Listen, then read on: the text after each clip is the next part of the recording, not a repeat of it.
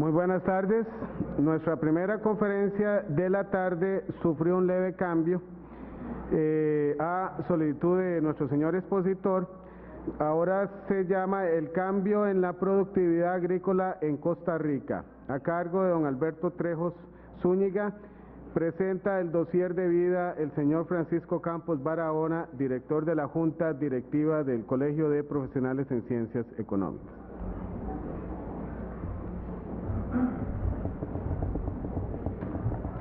Buenas tardes, compañeros. Para mí es un gusto y un honor hacer la presentación del cuaderno de vida de don Alberto Trejos. Don Alberto Trejos Zúñiga es doctor en Economía de la Universidad de Pensilvania desde el año 1993. Desde 1997 ha trabajado para el INCAE como profesor, como decano, como director del Centro Latinoamericano para la Competitividad y el Desarrollo Sostenible. Anteriormente fue miembro de la Facultad Northwestern University entre 1993 y 1997. También tiene otras afiliaciones académicas que incluye periodos como investigador o como profesor visitante en el Instituto de Análisis Económico de Barcelona, el Banco de Reserva Federal de Minneapolis, la Fundación Getulio Vargas de Río de Janeiro y la Universidad de Texas. En el 2007 fue Visiting Fellow en el Centro de Políticas del Hemisferio y en el 2008 fue profesor visitante de la Harry and Margaret Towsley Foundation en la Escuela de Política Pública Gerald Ford de la Universidad de Michigan. El profesor Trejos ha sido un becario Fulbright y su trabajo de investigación ha sido patrocinado, entre otros, por la Fundación Nacional para las Ciencias en los Estados Unidos. Sus trabajos de investigación en economía monetaria, macroeconomía, comercio internacional y desarrollo económico, estos trabajos han sido publicados en las mejores revistas técnicas de su profesión. Como ministro de Comercio Exterior de Costa Rica, en 2002 al 2004, encabezó la negociación de los tratados comerciales de Costa Rica con Estados Unidos y CARICOM, la ratificación legislativa del tratado con Canadá y el ingreso de Costa Rica a la Unión Aduanera Centroamericana. También en el servicio público participó en el diseño y la implementación de la reforma al sistema de pensiones y fue miembro del Consejo Nacional de Supervisión del Sistema Financiero. Además, miembro fundador de la organización no gubernamental Por Costa Rica. Fue presidente de CINDE, la Oficina de Atracción de Inversiones de Costa Rica, miembro de la directiva de la Brainforce Foundation, un centro de pensamiento dedicado a promover el crecimiento económico en el África subsahariana. Miembro del Consejo Internacional de Gobierno de Mozambique, socio en CEPSA, una firma consultora de macroeconomía con base en nuestro país. Él ha actuado como consultor para empresas, gobiernos e instituciones de desarrollo en docenas de países en América Latina, en África y en todo lo que se considera el mundo desarrollado. También es director de varias corporaciones costarricenses. Para mí es un honor y un gusto presentar a don Alberto y su conferencia El cambio en la productividad agrícola de Costa Rica.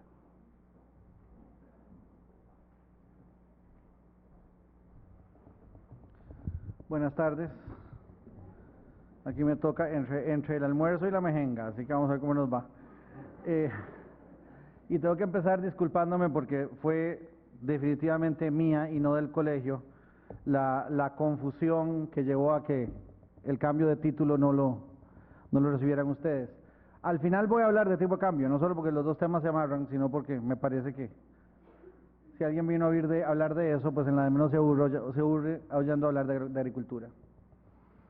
Pero por otra parte, me parece importante que conversemos de algunos temas agrícolas.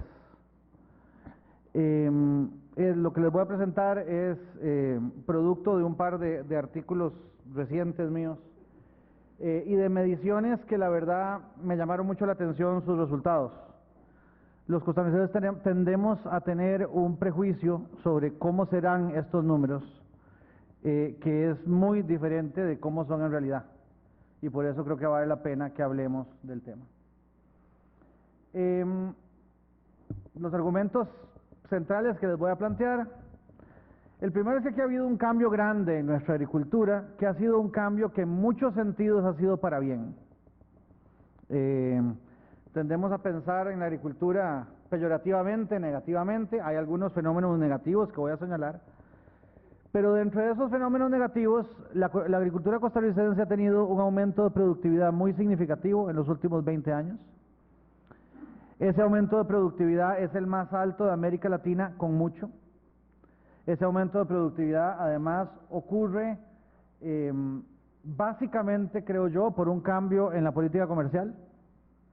Un cambio en la política comercial que permite no una mayor productividad, no un cambio vertical, no un cambio a mayor productividad por cosecha, sino a una asignación de la tierra, a un uso de la tierra que en lo horizontal, por lo tanto, nos lleva a algo mucho más productivo.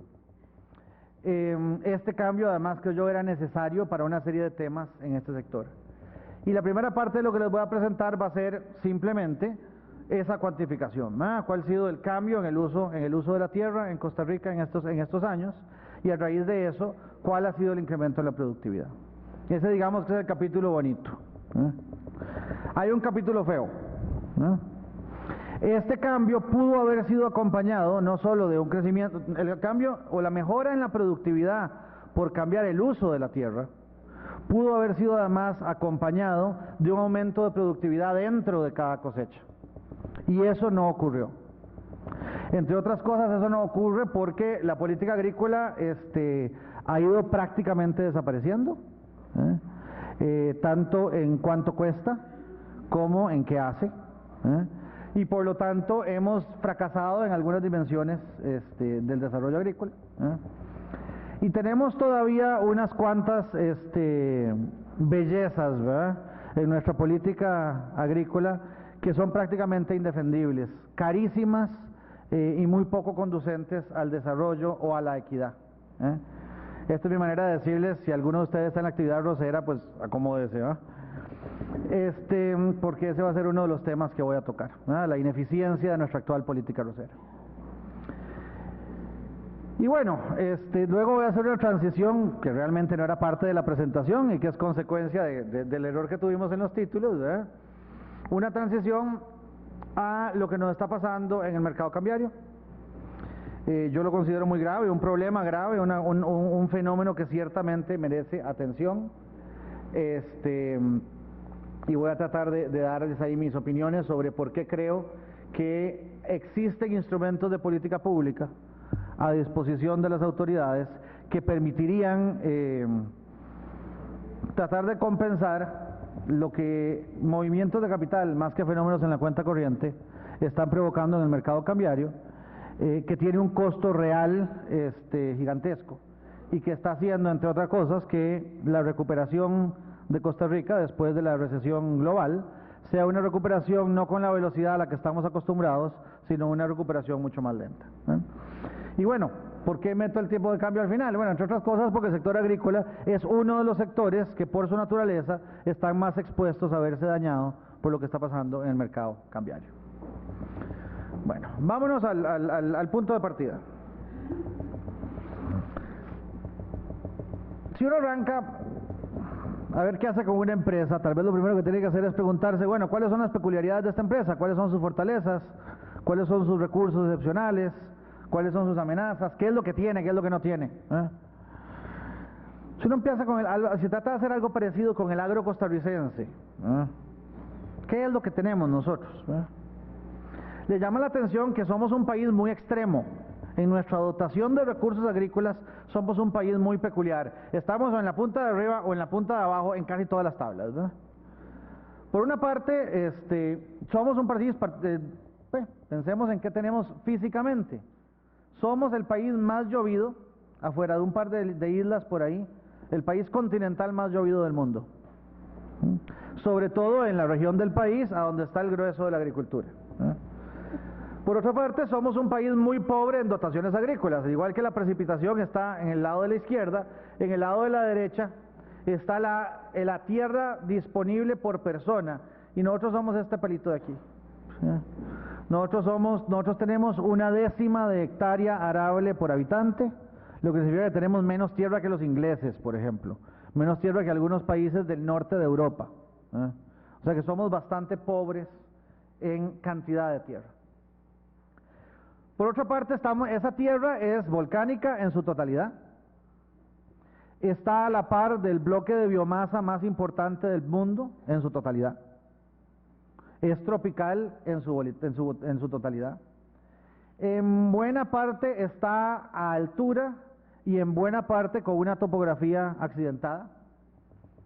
Y todo esto significa que nuestra dotación de recursos físicos es muy diferente de la dotación de recursos físicos del resto del mundo. Cuando uno compite en agricultura, básicamente está compitiendo contra un promedio ponderado de Canadá, Estados Unidos, Ucrania y Argentina. Eso es más o menos lo que es la tierra del mundo. Plana, templada, seca, con poca biomasa, con tierra típicamente no volcánica. Entonces somos raros. Ser raro es bueno, ser raro significa que tenés mucho que ganar del comercio. Ser raro significa que tus precios relativos son muy diferentes a los precios relativos. Tus precios relativos en autarquía son muy diferentes a los precios relativos de los demás. Si encima de eso sos chiquito y por lo tanto no vas a volcar los términos de intercambio en tu contra con tu participación en el mercado, tenés mucho que ganar del comercio, tenés mucho que perder del proteccionismo, en este caso agrícola. Somos además un país raro dentro de los países tropicales en dos características. Uno, que la infraestructura relevante para la agricultura es particularmente buena. Para otras actividades la infraestructura relevante es la carretera entre la gran ciudad y el aeropuerto, el gran aeropuerto, la carretera entre la gran ciudad y el puerto, las comunicaciones, las arterias. Para la agricultura lo que importan son los capilares, la callecita que lleva cada pueblito. Y bueno, este es un país cuyas arterias están completamente entrabadas, el puerto, el aeropuerto, la gran carretera. La gran carretera no existe, la carretera mediana está entrabada. Pero por otra parte, este es el país con más densidad de carretera por kilómetro cuadrado del continente, gringos incluidos. Y por lo tanto somos un país en el cual el flujo de la cosecha no es un flujo comparativamente difícil, al contrario es comparativamente fácil. En parte por eso y en parte por nuestra historia, este es un país en el cual el agricultor siembra para el mercado, no para la autosubsistencia, con la excepción de una parte de los que nos están bloqueando la hidroeléctrica en el sur, ¿verdad? Y por lo tanto, y estas dos características son poco comunes entre países que como nosotros son tropicales, son densos y tienen estas ventajas comparativas. En otras palabras, este es el peor lugar del mundo para sembrar cosechas extensivas y en particular las mecanizables, los granos, y posiblemente es el mejor lugar del mundo para sembrar una serie de otras cosechas tropicales de nicho. Y cuando uno es el mejor del mundo en una cosa y el peor del mundo en otra, de ahí debiera sacar una lección más o menos obvia, ¿va? Que es mejor me dedico a aquella que hago bien. Pero esa no es nuestra historia. Históricamente este país ha tenido una economía muy aislada del mundo, hasta hace 20 años, esa era la historia, ¿verdad? Y por lo tanto, en el caso de la agricultura, esto significaba que la tierra estaba asignada a producir lo que consumimos. Los seres humanos básicamente consumimos granos y oleaginosas y por lo tanto eso significaba que utilizábamos la tierra para producir granos y oleaginosas, precisamente esas cosechas en las cuales somos los peores del mundo. Y de ahí la idea de que nuestro agro es un agro malo, de que nuestro agro es un agro pobre, de que nuestro agro es pobrecitico el agro, hay que ver cómo le ayudamos con el resto de la economía. Tenía ventajas comparativas particularmente en dos cosechas, café y banano. Somos tan buenos en esas dos cosechas que si fueran ilegales, las estaríamos